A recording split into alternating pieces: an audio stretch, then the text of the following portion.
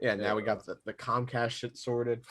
Yeah. What you were saying, it was friggin' sparking? Yeah, dude, it was fucking the fucking coaxial cable that provides cable and internet to our house was sparking, man. Like And you then they, saw it. You saw it sparking. yeah, Devin and my dad went out and looked at it last night. I didn't see it, but but yeah, it was fucking sparking. And then today, the fucking jerk off from Comcast comes today, and he tries to he's about to start to fix it. You know, I'm gonna say this for the podcast. I'm gonna say this for the podcast Yeah. because it goes into a funny story a little bit. Okay. I'm ready. I'm gonna park that one. Yeah, you ready? Yeah. Park that one out front real quick. You are now listening to the John and Paul Show. John and Paul Show. Now listening. You are now listening to the John and Paul Show. Episode 15. We are here. Ja. Fa. Pod. How are you, Keith? Fa. I'm good, Ja. Doing great. Having a great time. Starting the pod a little later, but still, hey, sun's still out. Just past the morning. And we're out here on episode 15. Can't believe we're here. We are. And you know what? I'm just saying, if we didn't even say that we were starting late, they would have never, ever known. Well, now it's out there. The cat's out of the bag. I like to be honest with our viewers. I like them to know exactly when we're recording. You know, I don't want to front and say, we got up at 7 a.m. and did it exactly on schedule. Never. That sounds horrible, actually, doing it exactly on schedule. No, yeah, dude. It's so much fun to dick around and procrastinate and then get on here and then, you know, then the hype's there.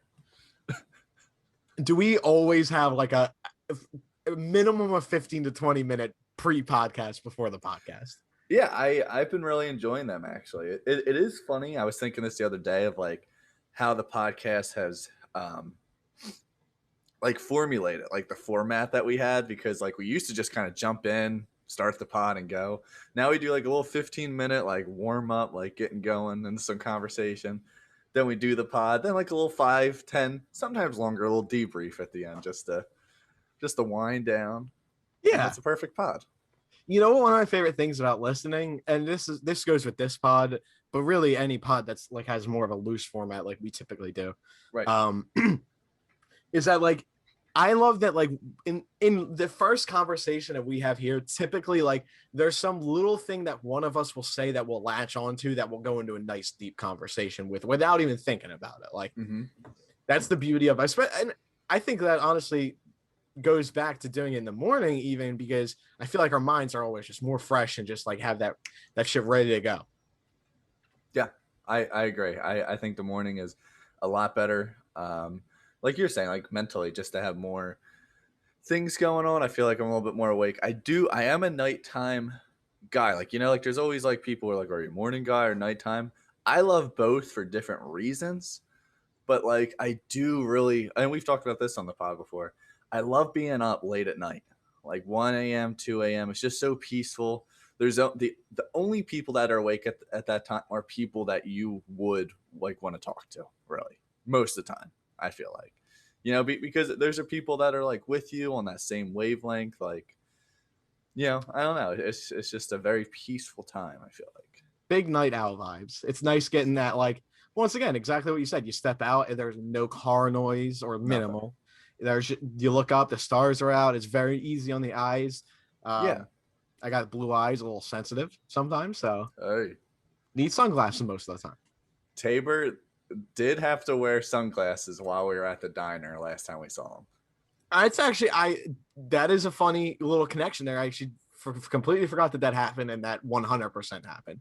Yeah. We sat down. I had the booth. We both had booths that were like in the sun-ish. We were kind of close to the window, but I was my back was like looking right towards all the windows. So I was like, man, I'm not gonna survive. I'm just gonna look like a douchebag. It's gotta happen.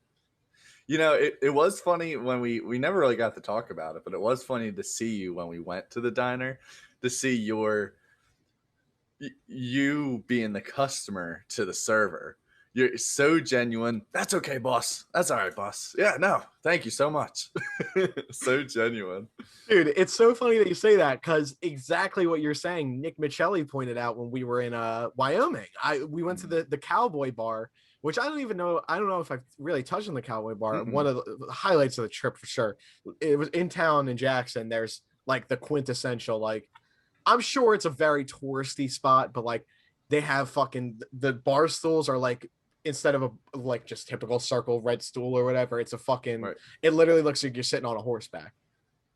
It's fucking What? cool. Yeah, it's really cool. And it looks like an old timey, like big whiskey bar. It's fucking awesome. Dude, that's awesome. So And- what? and- So like, there's no backs to the chairs. It's like you're sitting on like a saddle. Yeah, there's like they have like literal saddles, and there's like that little stump that's for your back, but like not an entire backrest. But to go on to the point I was saying earlier, you just mentioned like me interacting with the server. When we went one of like the Love last it. nights, we walk in and it's tough to get a table there because it is well, it's actually very much ingenious if you like restaurants, if you're a restaurant nerd like me, this is a little porn for you. So what they do, it is very smart. You walk in, you pay your cover charge $5. Cool. You then it is free reign. You can go to the bar, you can get a seat if you can find one, whatever. You go to find a seat, put your shit down, talk to someone or whatever, they're about to leave, pick up their spot. Here's where the smart part comes in. You have a server, obviously, that'll bring you drinks, or you can go to the bar. If you have a seat, you should get a server, obviously. But the food is completely separate from the servers. You go up and order your food at this little window, and then they'll give you a number, and then they bring the food out to you. Wow. So you don't have a server constantly coming up to your table, kind of thing. They're just coming to check for drinks, which is so much quicker and easier on them. It's Makes easier. sense. It's easier on everyone. Like you don't have to like then. Okay, she's got to go bring fucking 8 entrees to table fucking whatever in the back corner where I'm waiting for one beer here. You know what I'm saying? Yeah, It's not right. You'll never get that. You're always gonna get your drink as soon as it comes out. It's fucking. It's such a good idea.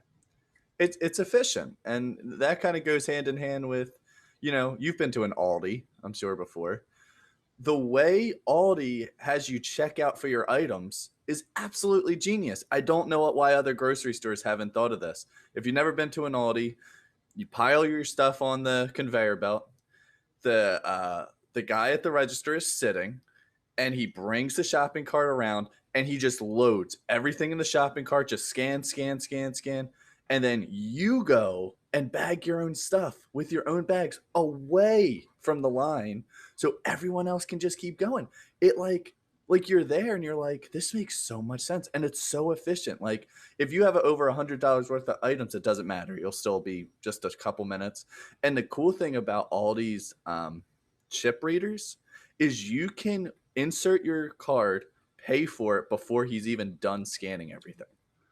So it'll hold your card already, and it'll be like once it's done, it'll charge this card. Right, but like you literally do the whole transaction. Your card's already in your wallet before the receipt's already coming out. Like it's so quick. That's efficiency, man. And you just get the quarter for the cart. You just put your quarter in, you get your quarter back. It just is like, man, like imagine if Walmart was like that. There'd still be lines, but not as crazy and wild. Like I think people would prefer to bag their own stuff in a lot of cases. I mean, I think it's fun. Like you get to bring your own bags, helping the environment a little bit, and it's more efficient. Just I don't see any bad or negative thing about their system. You took the words out of my mouth, especially with overall efficiency, but especially environmentally friendly. They're one of the places the only thing that they have in terms of carrying stuff there is cardboard that you would in theory reuse. And I don't know if it's the same as in Florida down there, but typically they'll have that big area, which is a bunch of shit ton of like fruit boxes and shit that you can throw your stuff in. But if you bring your bag, you don't have to pay for them or whatever. I think they might get you if you grab some of them. But Aldi's got it down, man. No, they have it down. Yeah, I think it's like 5 cents a bag for a paper bag. I mean, I'm actually looking at our bags. We have all our bags right over there. Nice big, just tote type of bags, and we just fill her up. And Aldi, not only do they have great prices, They have good food. I've never had any issues. I think they're all great. Some of the generic brand stuff can be iffy. Like some of the cereals I don't like. I know I've talked about that on the pod before. But overall, I mean, it's like so cheap. Like if you have one bad product out of like 10 or 20, it's like I'll take that. Like Yeah, that's really not a big deal to me at all. it's worth the outweighing of the price of the food. Now, actually, hold on. I just realized I didn't even. I'm going to zap this conversation into, or this bit of the podcast into a little condensed part, because I went on way too long earlier and went winded and got on a tangent on the story. But earlier you had said it was nice to see Tabor interact with a server that when I Yes. wasn't working at the Cowboy Bar. We were sitting there. Yes. Nick Michelli had just gotten our table and we hadn't gotten served yet. And I, once again, efficient place. I'm trying to make sure our waitress gets her money. We were waiting a while, and then Morales like ordered a few beers at the bar, and I was like, damn, like I don't want to take money out of her pocket, because like that's beer she could have served us, which would have been more tip for her. You know what I'm saying? Like Right. if you go to the bar, that's not her money. Then she's just having a table that's gonna get from the bar all night, which is a cool in a way because you don't have to deal with them, but still. So I go over and walk over to the server, and I'm talking to her for a second. I come back to the table, and Nick Michelli goes, I could tell even just by the posture and the way you were moving your mouth and stuff, you were just like, no rush, take your time. Please come over when you get a second. Like, no rush, we're good. Oh like, my god. How much of a no rush. Loved it. Well, and I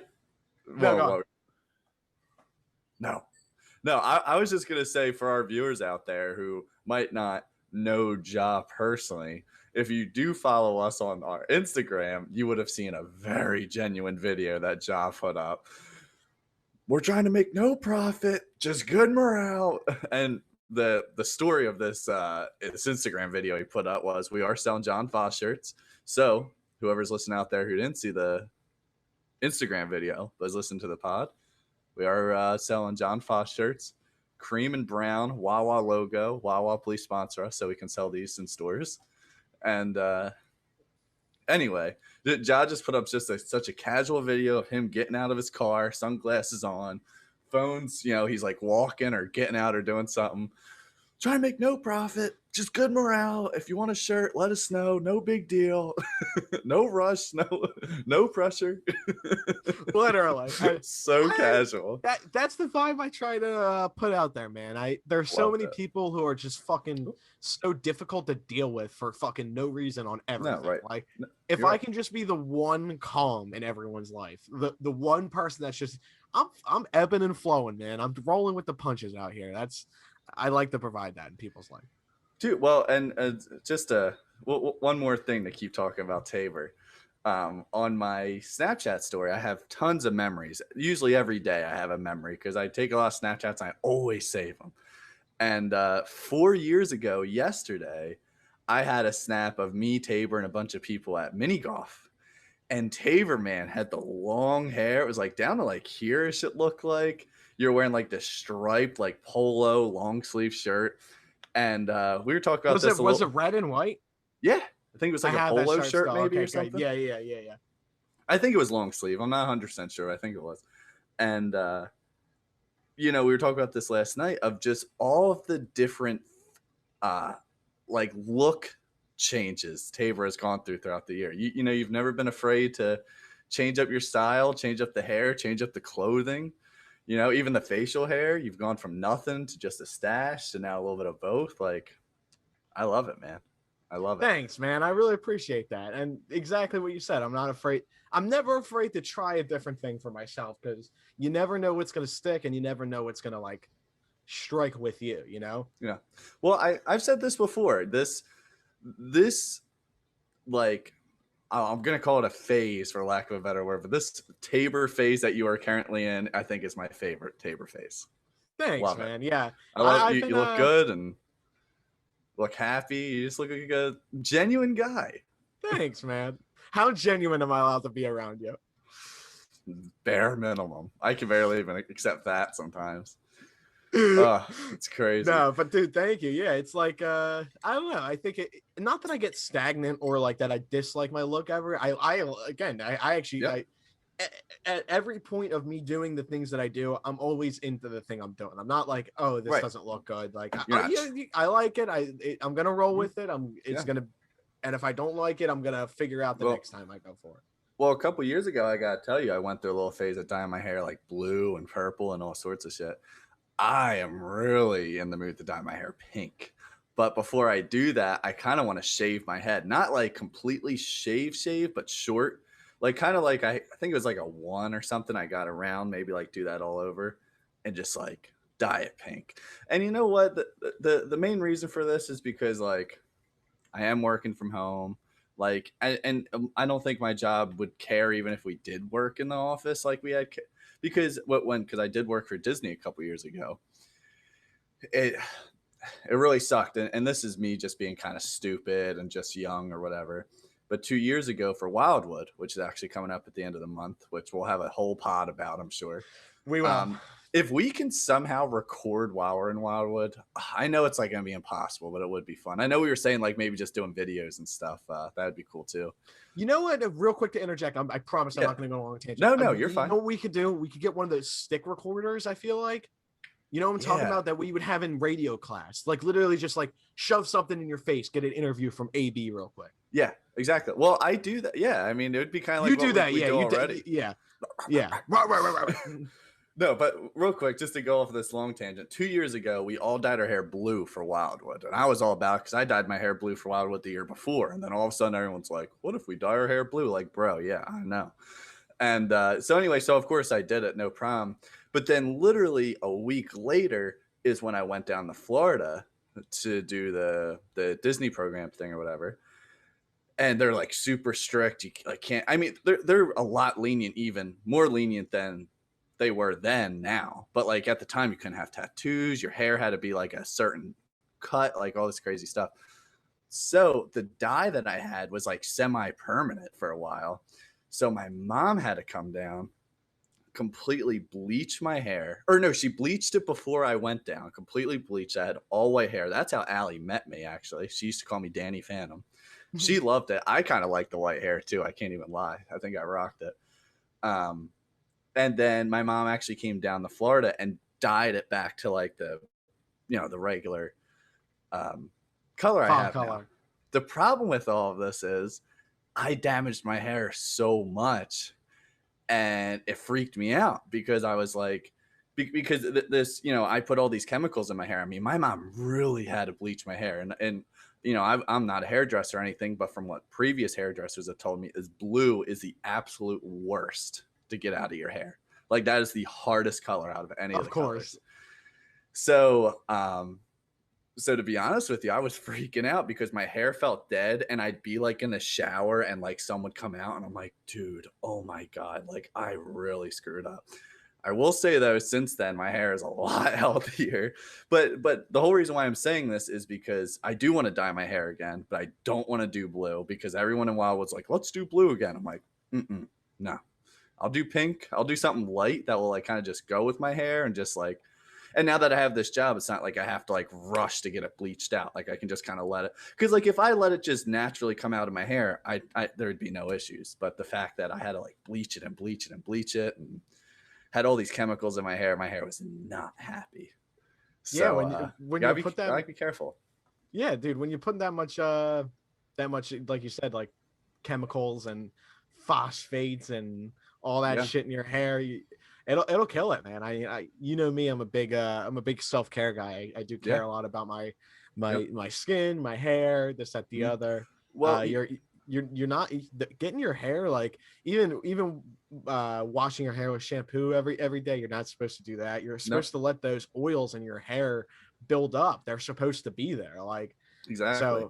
So that bleach, fucking man, that it kills your hair. had to do it, but man, that sucks, dude. I can't even imagine like putting your hands through your hair. Must have like literally like not hurt, but like felt like disgusting in a way. Oh, it was like hard. It was like now I can just like, my hair just kind of flings all around, feels great.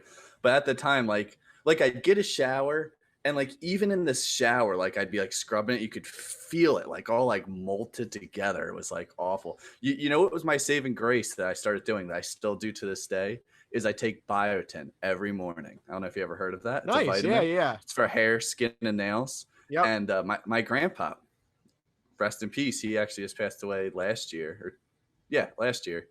And he took biotin every day for years.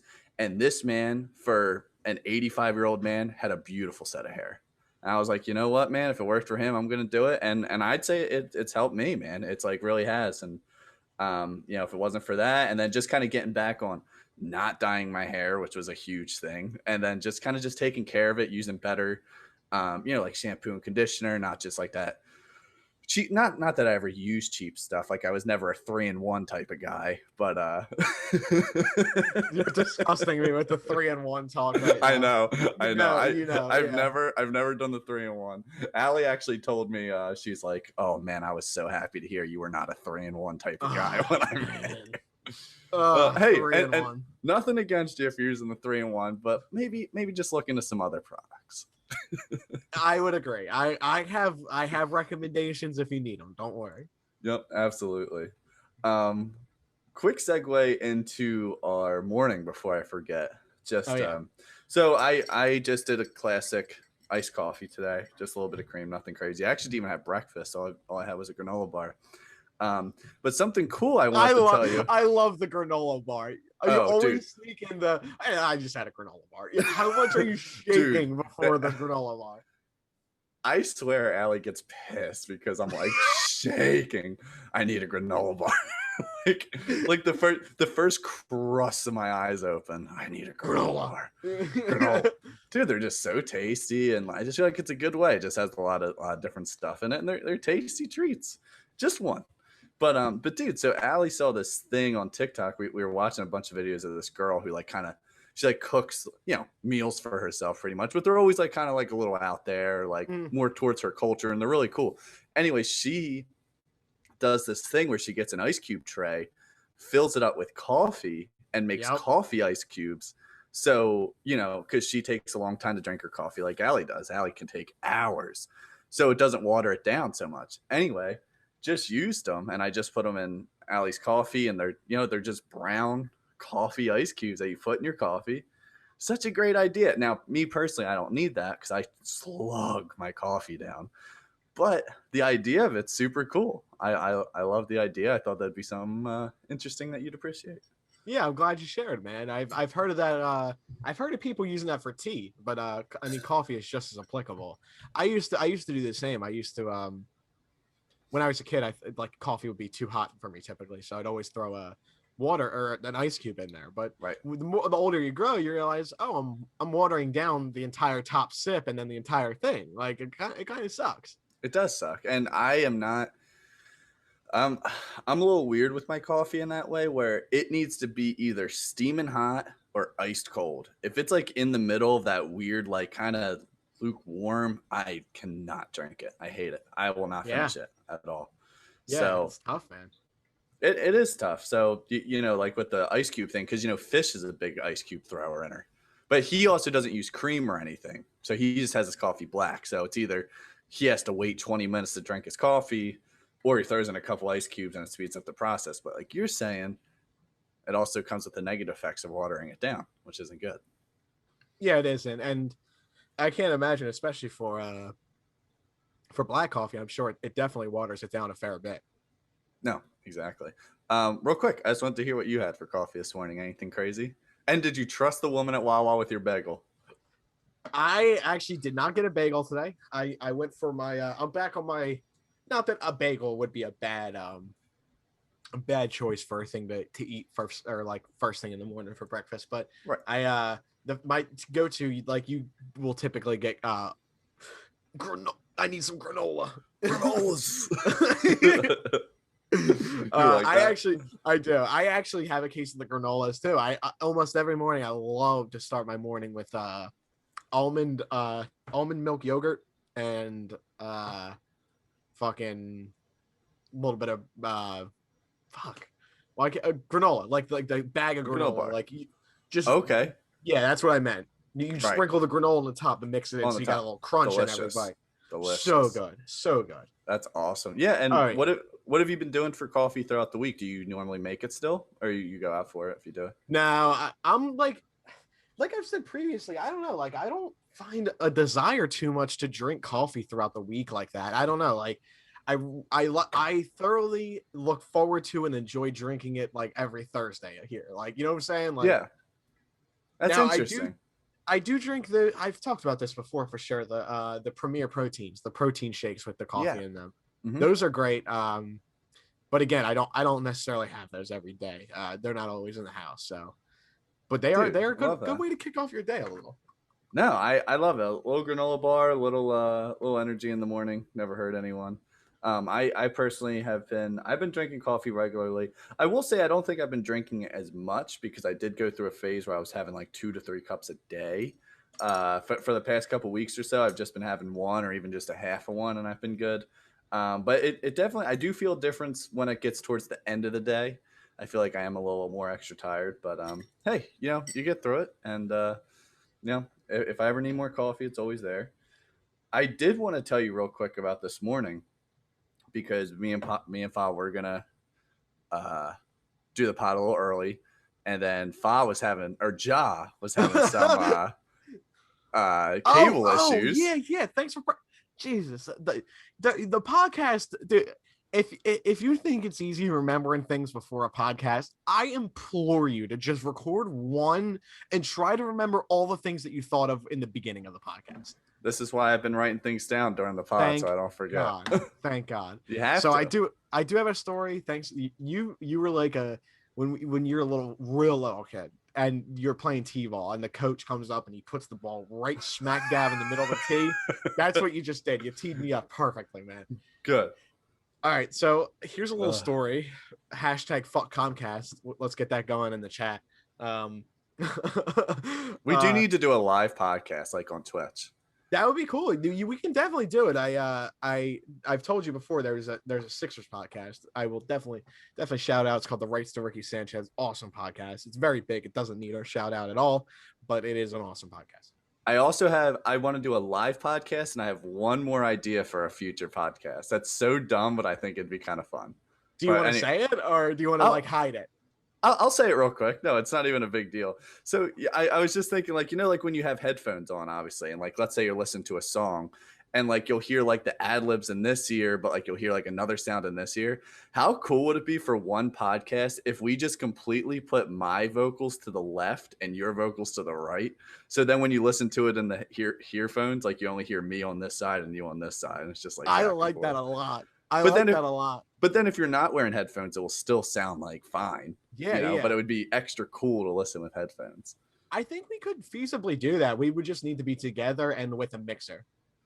Either that. Well, I think on iMovie, if you mix it, you can actually Oh, well, yeah, you're right. Because we would be on need the two same separate together. tracks. Yep. You're right. No, Yep. you got it. No, but yeah, we should do that one time. I feel like it'd be fun. Anyway. I don't know if I've said it on this podcast real quick, but my grand scheme for the penultimate episode of John Fa will be one time where Keith and I fly to each other's houses and we record the podcast. No difference at all, just in each other's houses. In the exact same, like I'm over there and you're over here, and no acknowledgement of it. No, not being like, oh, we're doing it. No, just show up and I'm in your house and you're in my house. I love that idea. I also do want to do a podcast that I know we've already kind of done a little bit, but where we're just completely trashed. Like I know we've done some where we've had some drinks, but I want to do one where it's like we probably shouldn't be recording a podcast. Yeah, just to see what happens. Because last time we drank, we got like I feel like perfectly and reasonably lit. Right, like not noticeably, but I want one where it's like, God sakes, like I might have to turn you guys off. Those are bad. Anyway, before we get too off, thank you. Comcast. I was about to roll back into it. Yeah, fuck Comcast. I had to. I texted Fa that I might be a little late because the Comcast guy was coming between 10 and 12, and of course you automatically assume that guy's not going to get here till 12 fucking o'clock. 100%. The second you see a 10 to 12 range, that jerk off's not getting here till 12 o'clock. So I'm already mentally prepared for us to not be recording until like now anyway. And then fucking the guy shows up. I get a text from my dad saying the guy's already coming. It's 9:45, and I'm like, holy shit. I was just after I like literally just got home from the walk. I was like, fuck. I didn't even have time to take a shower.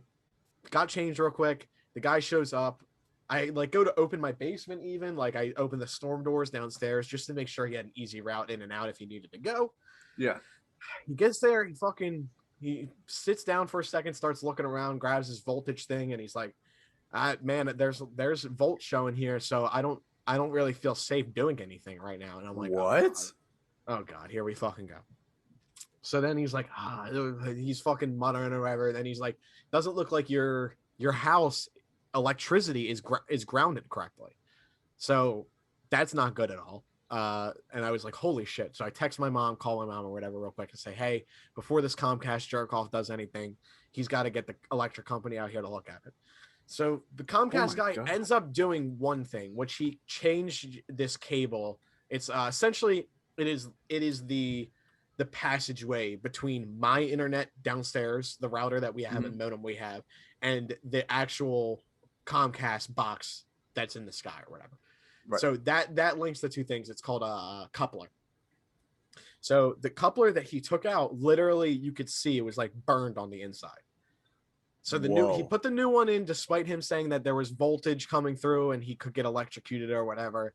He did it, and then he said, well, we're gonna have to come back tomorrow and fix it or whatever, or something's still not right. So we have Atlantic City Electric come. This guy. Oh no. He comes out, he gets out of his car, he's walking towards me. He kind of seems like a wise guy, like a guy you see on The Sopranos. He's got a slick Jersey accent, fucking great guy. Immediately clicked with him. Just lot of bosses being thrown around. It's a good combo. Yeah. You between both of you, nice boss. No, you got it, boss. Yep. A lot of respect was there. I felt it. So oh my God. He gets out of his car, goes to the side of the house where the electricity box is, gets on his knees. He starts scraping this wire or whatever to, I guess it was the grounded wire. So he's like scraping it off. I guess there's some technique they use to make sure they get the right detection of the voltage. He gets his voltage thing out and he's like, these fucking Comcast jerk-offs are so fucking lazy. It's crazy. And I started cracking up. He's like, this guy has no clue what the fuck he's talking about. There's nothing wrong with the ground in our house. This, that, the other. He's like, this guy's such an idiot. I can't believe he told you that you would need to have someone come back out. This, that, the other. He sat there for a second, checked the connection. The Comcast guy said that there was too much voltage for him to work. There was one single volt flowing through. Now, granted, that is an electric current. Don't get me wrong. Not asking a man to risk his life, but it clearly seemed like this guy, I think his name was Ronald from Robert from Comcast. Dude didn't want to work today. Apparently, he didn't feel like doing it. He did part of the job, which I ended up having to finish. But so fucking my guy Matt from Atlantic City Electric came out and was just a fucking great time. Calling the Comcast guy a jerk off. We shook each other's hands. He fixed our. Oh my god! He did fix a little part of our electricity, I guess, if you will. The insulators for like the actual lines that connect to your house. So like the power cables that like individually come to our house. Right. The line at the end was a little frayed, so he fixed those up for us. Good. Well, swell guy. And then I saw he's about to leave. I went out real quick. I was like, "We all good?" And he's like, yeah, man. And we gave each other a handshake. We said, fuck Comcast. And we went about our day. Amazing. So is it all fixed now? So Comcast doesn't have to come back out, or do they? I don't think they do. Cause like essentially what the guy did again, one of our cables was essentially blown up. It was the Comcast cable to our house, right? Not our cable into the Comcast bit. The Comcast cable, he cut off the end. Oh, slammed my mic. I'm sorry. He cut off the end of the cable and reinstalled a new one. And but then that's when he was like, I think there might be an electric current. I don't know if I can do this. Literally, it was the most simple task ever. You just have to fucking you have to take this wire that grounds the actual cable connection and Right. just slide it out and then unscrew the coupler off the wall. Just screwed it back in and then tighten the cables on both sides and boom, we have power. Or boom, we Call have internet again. Dude, awesome. Hey, did you let Matt know that you're trying to record a podcast today? I didn't, but you know what? Matt would have been a great guest. I guarantee it. We should have him on sometime. You should hit up Blank City Electric for Matt. I should. He was. I'm telling you, he was like a slick New Jersey guy. I don't know. You know, instant great vibes. It is funny we're talking about that because I was thinking of this yesterday. I think I am ready for a very low key guest that isn't one of our friends. Yeah, like me soon. too. Me like, too. like someone like they come on and we have like a couple questions prepared, like a little bit more structured than we normally do, just so it's not like dragging or anything. But like I would love just a random dude like Matt from Atlantic City Electric would be perfect. Like just something dumb.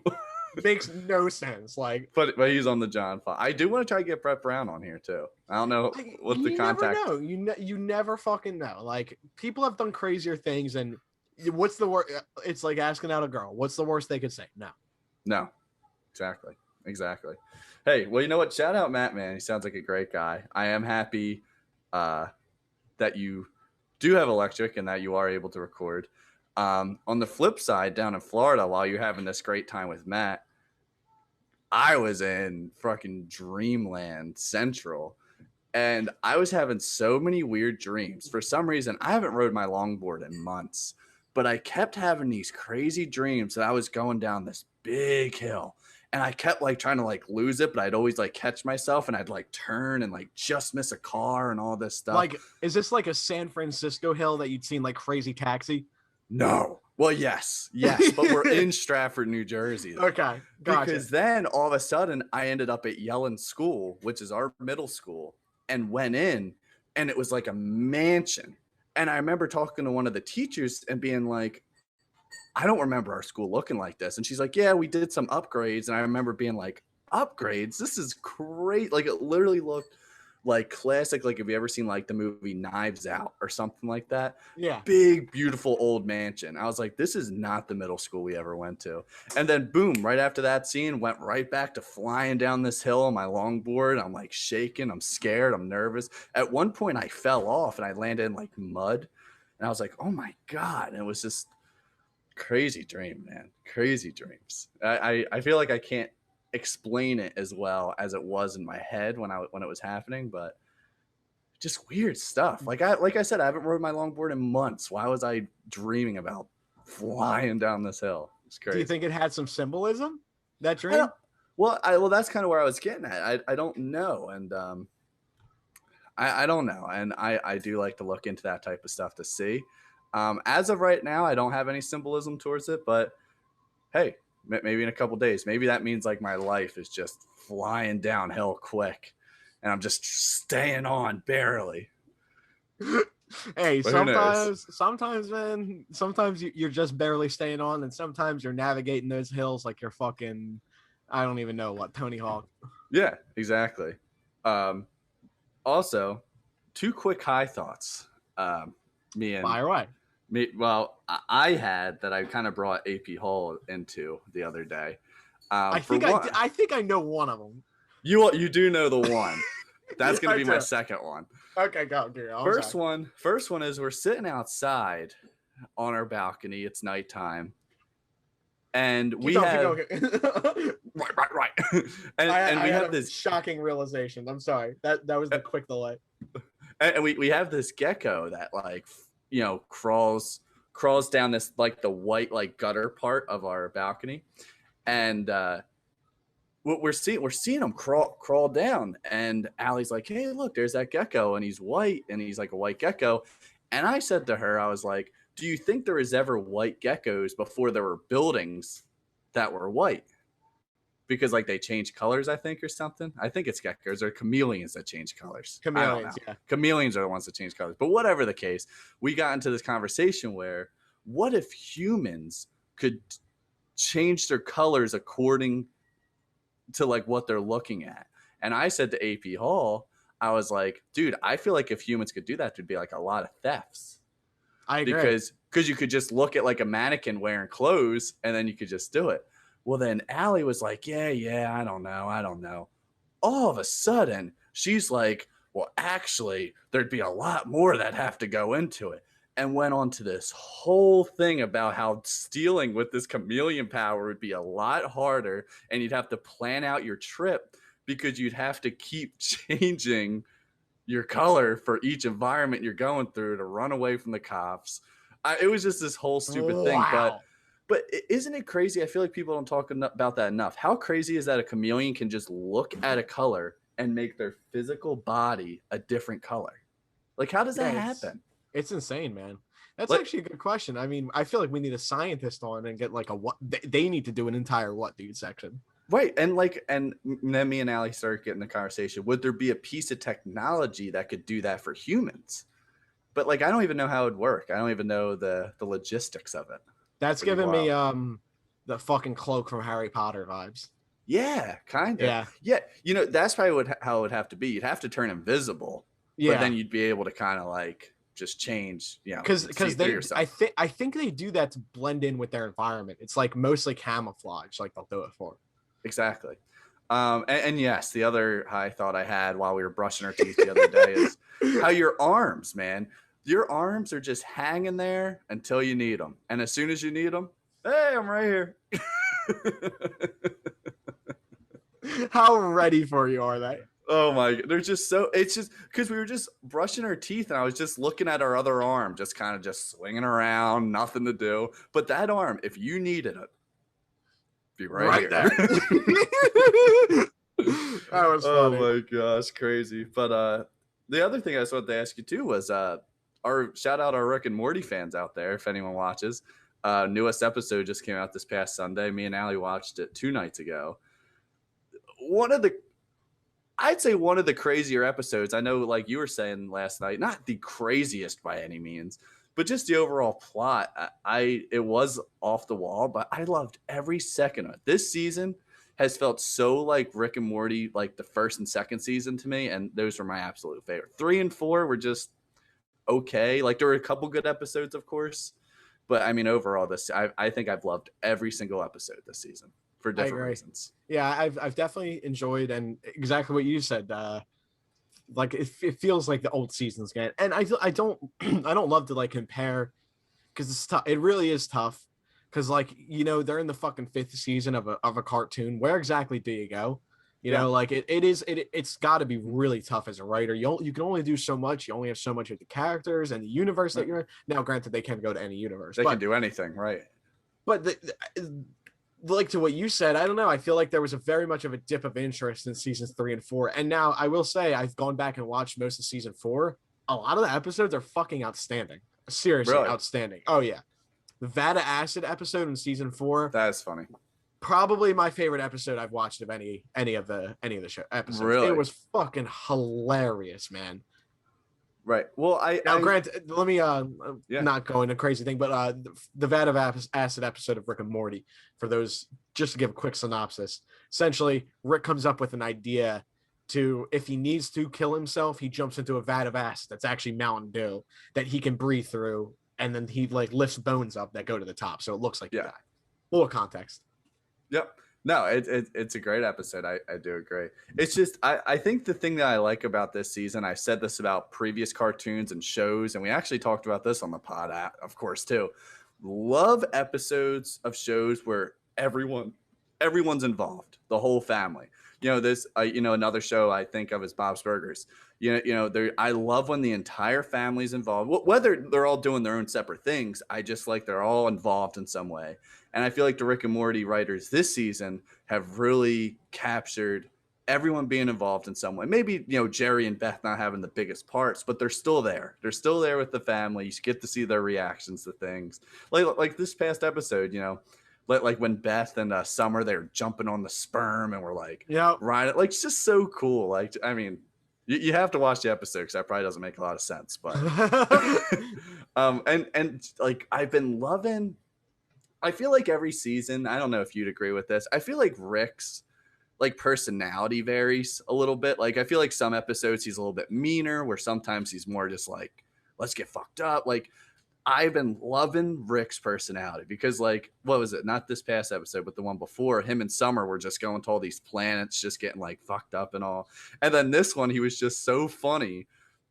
The bottom line is these crazy huge sperms came to life because Morty was combining his sperm with horse sperm or something. And the whole time, Rick didn't know that Morty was doing this. So Rick's like, there's no way this could happen unless there's something that maybe happened, Morty, but I want to know that for sure. And it's just so funny because the audience knows exactly what happened, but Rick truly doesn't. And even throughout the episode, Allie was like, I feel like Rick does know and he's just kidding. But then you find out he really didn't. He didn't know like what happened. And highly recommend it. It's impossible to even describe what happened in that episode. You just got to go and watch. I think you hit the nail on the head, fucking, especially with like the fact that they break the fourth wall so often and so well. Mm-hmm. They will all the time like make references that are to our world, but they're making references about it in their world. Like, I don't know, it's just fucking outstanding that they can do that, and the way that they do it. Like some shows like are like, I don't want to say tasteless about it because I can't think of a particular example off the top of my head, but like there's a way to do it and there's a way to not. And I don't know, they always seem to fucking make me laugh when they break the fourth wall like that. Right. No, well, I think the craziest time they broke the fourth wall was actually in season 4. And it was that train episode. It was when they were like in that weird time train. And at the very end of the episode, Rick says to Morty, we're in a fucking pandemic, Morty. You got to consume. You got to buy things. And like, able to add this in and like have it in an episode. And like last episode, they referenced Marvel. They're like, you ready to go see this Marvel movie shit that everyone loves? It's like, like no need for it, but also it just makes it so funny. It's just like adds that like realistic, like something you can connect with that, you know, it's not like a made up thing in the show, you know. It's it's so good. Last thing I have about Rick and Morty, and then obviously you can say anything you need. Fucking, if you do like episodes where the whole team's involved, season 4, episode 9. Yeah, my favorite one. The camping episode. Yeah, I fucking love that one, man. I just saw it for the first time recently. The camping episode. That's like the heist quintessential. Video. That's like the quintessential. Like they're all involved. Whole family. Yep. No, exactly. Video. Which season is that from? That was season 4, episode 3. The heist. That was my favorite one for a while. I definitely saw it, but I can't remember it off the top of my head. I stopped watching after the 4th episode when the dragon was in. That was the worst one. I'm sorry to say. That was brutal. That was a brutal one. Well, that's what I've been afraid. They made fun of that though in this most recent episode of Rick and Morty. I'm pretty sure. Did they not? I didn't catch it. At one point, Rick says like, "You really caught up. You really got the peak of that dragon hype, that Game of Thrones hype there, did you, Morty? Because that was the one thing that he like did that was cool or whatever. Asking for a dragon and it stopped. Dumb. Right. Yeah. It is funny. And I feel like that episode kind of sucked like purposely, like to even just prove that point, like for Rick to be right, you know? Yeah. Like I do truly believe, as much as it just seems like it's nonsense 24/7, I think there's a reason everything happens on that show. Like that is such a well thought out show. Yeah. And it's crazy. And it's so fun on Adult Swim. They give like a quick minute, like talking to the directors about the episode. And like they act so like scientific about it, like all what happened, and you're like, what? Like, like what are you even talking about? But great show. If you don't watch Rick and Morty, highly recommend it. I think it is time for the what, dude? What did you say? What, dude? Wait. Do we both know exactly when it's coming without even ever verbalizing it to each other? Yeah. Like I knew exactly. The next thing that you were going to say was the what, dude. No, it you can feel the what, dude, circulating in the head. Boiling in my body. So this week's what, dude, is food related in a way, and it kind of comes back to me and Allie and like when we eat food. It's not that fascinating, but apparently bigger forks lead you to eat less. Really? What? So that actually is a big what, dude. So it's fascinating to me because, we have different sized forks in our apartment, and Allie is afraid of the bigger forks. She does not like eating with the bigger forks. She likes it to be a nice small fork for her hand. I Where like I have small forks and spoons too. I have a pretty big hand, so I don't care. I'm just forking it up. Anyway, just a quick background. A study in the Journal of Consumer Research found that when diners were given smaller forks with which to eat their meals, they ended up eating less. Wait, what? Wait, what? Wait, bigger forks lead you to eat less, right? That's okay. That's what it says. We're given smaller forks, they end up eating. Wait, What? this is because the smaller forkfuls of food lead diners to feel they are not making much of a dent in consuming their food and they're hence satisfying their hunger. I feel like that reason actually doesn't back up. Bigger forks lead you to eat less. And then it says diners were given smaller forks to eat their meals and they ended up eating less. What? I should have read the little. Maybe they just fucking mistyped. Well, they meant more. Yeah. No. Let's just assume that they meant more, and that is actually a crazy what, dude. Here, and here's another crazy one. Bees can detect bombs. Wow. There we go. is the one dude all set now? Yeah, bees can detect bombs. That one's even more crazier. Wild. Dude, and then also just my quick little music recommendation. Me and Ja were actually talking about this yesterday. Vince Staples. I don't think he's released an album in a long time, right? It's been a few years. Yeah, it definitely has. The last album, I think it wasn't Big Fish Theory, was it? Was it? That's it might have been. Oh wow, FM came out after Big Fish Theory. That is insane to me. That's absolutely insane to me. That is crazy. I actually loved FM. There are a lot of really good songs on there. I feel like they don't get the recognition they should. Right. I can't say I've listened to that one. I've definitely listened to Big Fish Theory quite a few times from a recommendation from Tabor. Anyway, he just came out. Vince Staples came out with an album called Vince Staples. The album is literally 20 minutes, 22 minutes, I think exact. Just like me and Tabor were talking, perfect album for the length of time. Like the beats were interesting. It was a complete project. Every song made sense with the one that was before and the one after. It kind of reminded me of the J. Cole album. And listen to the album made me realize why I wasn't a big fan of the J. Cole album. And I still liked it. I'm not saying I hated that one. I still think it was really good. But when you make a complete album where all the beats kind of sound similar, there's no reason to make it an hour and a half. You know? Migos. Looking at you, Migos. Exactly. Migos. Huge one. Huge culprit of this. And, there's a way to do it right. There's a way to do a 20-minute album, get everything you need in there, make it interesting, and end it. Someone who does not know how to do this is Ski Master Slump God. Calling you out, man.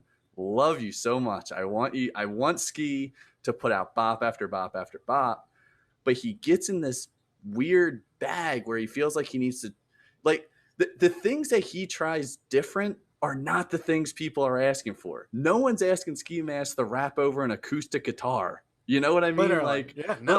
What we're asking you to just have these hot beats, 10 bangers, 20 minutes. That's it. Like, if that's all he did, it would be one of my favorite albums. Like, that's all you need to do. And what Vince Staples did was he stayed in his bag. He got all these beats that sound similar but are interesting. Like the samples and all he used were so cool.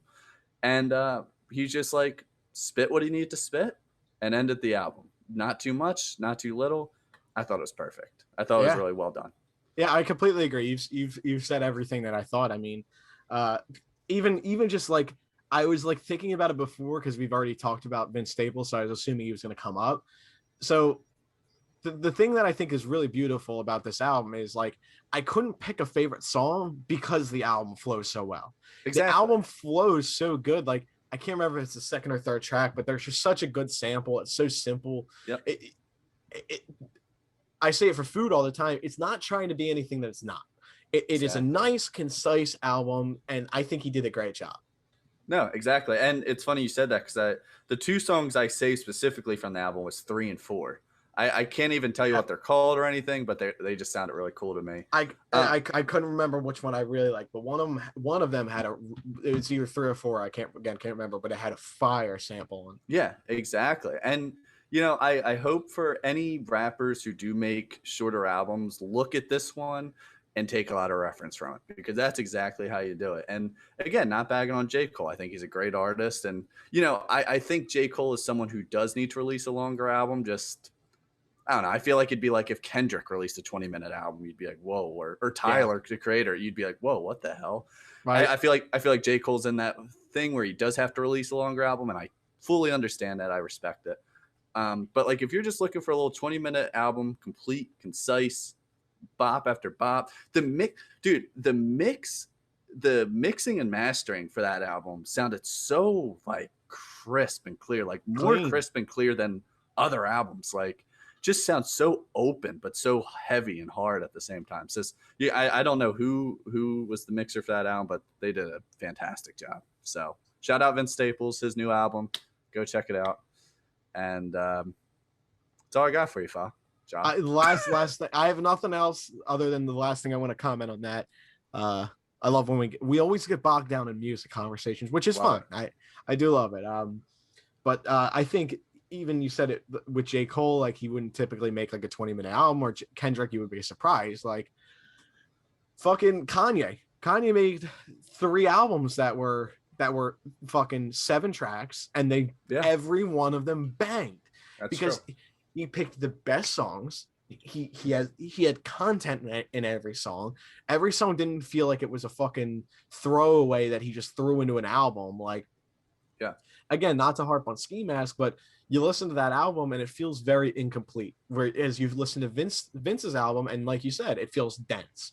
It feels open without it feeling like you're wanting more. No, it feels good. Like, and you look at so many artists that are successful with doing a short album, but as opposed to the guys that are just throwing out a 1 and 40-second tracks where it's one verse, and it's like, come on, man, it's fucking annoying.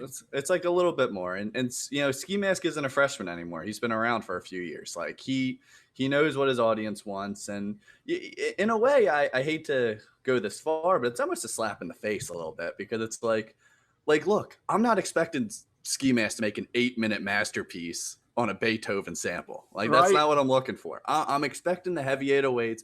I'm expecting the song to be at least 2 minutes. Like, come on. A 2-minute song. Bare minimum 2 minutes. And that's not asking a lot, by the way. Well, and I was really upset about it. Last thing I'm going to say about Ski Mask and all. Listening to his older tracks like Baby Wipe, Catch Me Outside, Death Is Long, Like a Soccer Mom. What happened to these beats? Or Falsifier even. Yeah. Who that had these great samples. Just so interesting. So like things you could relate with. Like the samples you heard, like Death Is Long samples that SpongeBob beat. Or SpongeBob song or whatever. Like, just so relatable, and you're like, oh my God, this is so weird, but I love it. Like, now it's just Ronnie J. Listen, like, we talked about this. It's like, it's just so over it, man. Now, without ripping on Ski Mask, one positive thing I was saying to Tabor, I really like him and DJ Scheme. I've been liking the collabs with him, Danny Towers, and Lil Yachty. There's been a few songs coming out with them. Super flame, super fire. I think Ski does a lot better when there's another feature, because just him can be. I think he forgot how to produce a song, or it could be a record label issue. I don't know. And if it is, I feel bad for him. But hey, you know what? This isn't about Ski Mask. This is about Vince Staples. Great job on your album. Yes. And looking forward to another one. One more thing, I promise. No, you're good. The last thing I'll say, and this has nothing, well, it doesn't have to do with Ski Mask, but like, I think I've mentioned this before, but it has to do with all mediums of art.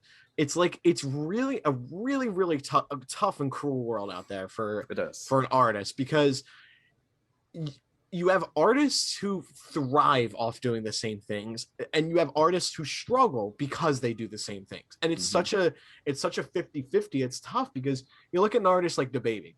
People for a while were complaining that DaBaby never changes sound, this, that, the other. Did he ever change his sound? No. And is he still just as popular? Yes. Because now I think people when they go to the baby, they know what they're getting and they like it.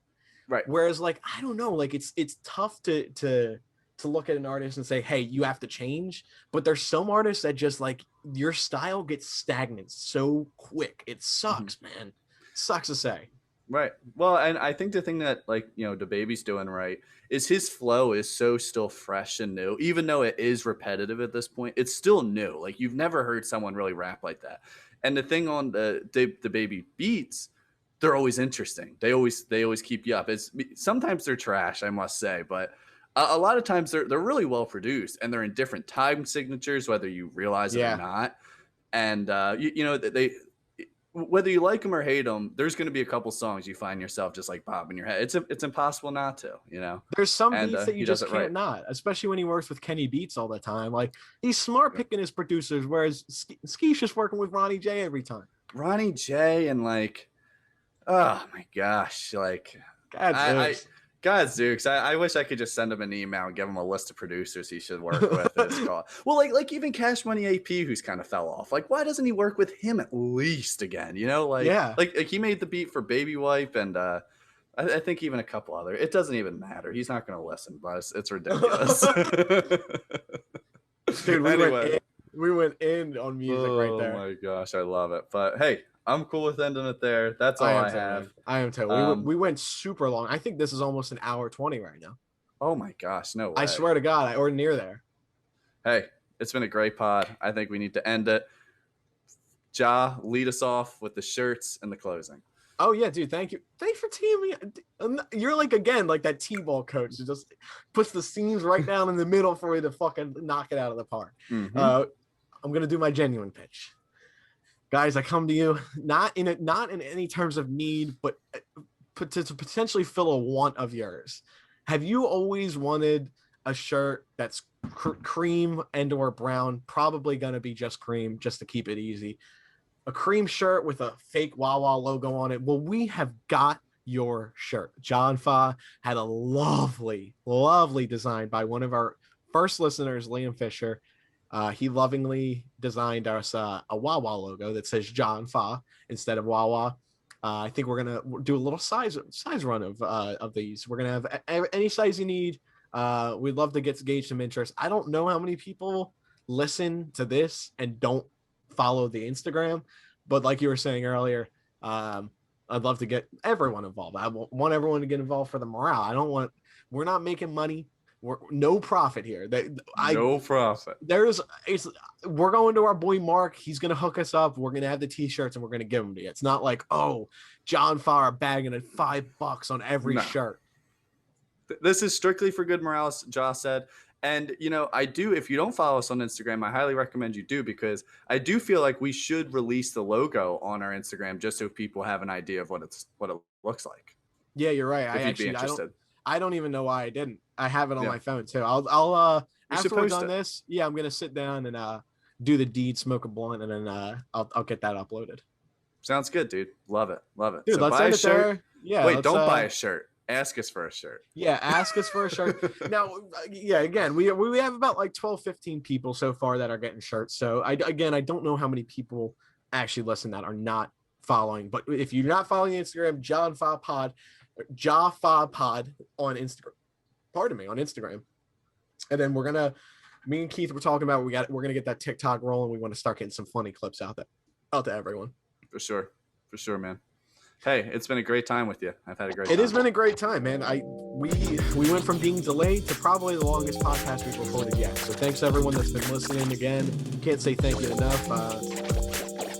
Tune in next week. Episode 15 is done. We're out. Done.